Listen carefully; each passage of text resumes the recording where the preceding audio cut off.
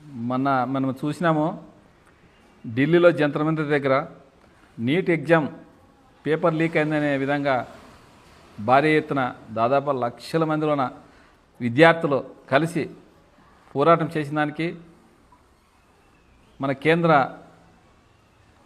మంత్రి మన ధర్మేంద్ర ప్రధాన్ అనే ఆయన నిన్న రాజీనామా చేసి చూసినాం. విద్యాశాఖ మంత్రి ఆయన. కానీ అదేవిధంగా విద్యార్థులు అనుకుంటే ఖచ్చితంగా, యువకులు అనుకుంటే ఖచ్చితంగా ఏమిటికన్నా సాధిస్తారనే విధంగా మనం చూసినాం. నరేంద్ర మోడీ ప్రధానమంత్రి అయిన 12 సంవత్సరాలకి ఆయన తలొగ్గి, లేకపోతే ఆయన చాలా సామాన్యంగా తలొగ్గేవాడు కాదు. యువతతో పెట్టుకుంటే కష్టమనే విధంగా ఆయన నిన్ను తలొగ్గి మన విద్యాశాఖ మంత్రితో మన ధర్మేంద్ర ప్రధాన్ని రాజీనామా చేసినాడు. అదేవిధంగా మనగన ఆంధ్ర రాష్ట్రంలోన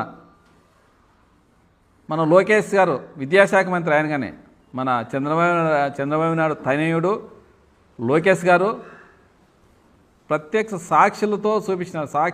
సాక్ష్యాలతో, ఎందుకంటే ఉగిన ప్రూఫ్లు, మళ్ళీ అబద్ధాలు కాదు. 20 లక్షలు 15 లక్షలు 20 లక్షలు ఇస్తారని వాయిస్ కాల్లో కానీ వినిపోయినారు. డిఎస్సి పరీక్షల్లో లీకేజ్ జరిగిందని ఖచ్చితంగా దీన్ని కానీ మేము ఖండిస్తున్నాం. 28వ తారీఖు కానీ మనలో అంతా భారీ ఎత్తున యువకులు అందరూ విద్యార్థులు చాలా నష్టపోయినారు. కాబట్టి ఈయన కానీ మన లోకేష్ బాబు గారు ఖచ్చితంగా ఆ విద్యాశాఖ మంత్రికి రాజీనామా చేసేంత వరకు మేము పోరాడతాం. ఇడిచే ప్రసక్తి లేదు. కేంద్రంలో కూటమి ప్రభుత్వం ఎట్లా జరిగిందో మీరు కానీ ఇదంతా ఇంక గలాటు కాకుండా రెచ్చిపోకున్నట్ల, విద్యార్థులు రెచ్చిపోకున్నట్ల, మీరు గలాటు చేయకున్నట్ల మీరంతకు మీరే రాజీనామా చేస్తే మీకు మర్యాద ఉంటుంది. లేదంటే ఖచ్చితంగా దాదాపుగా 26 రోజులు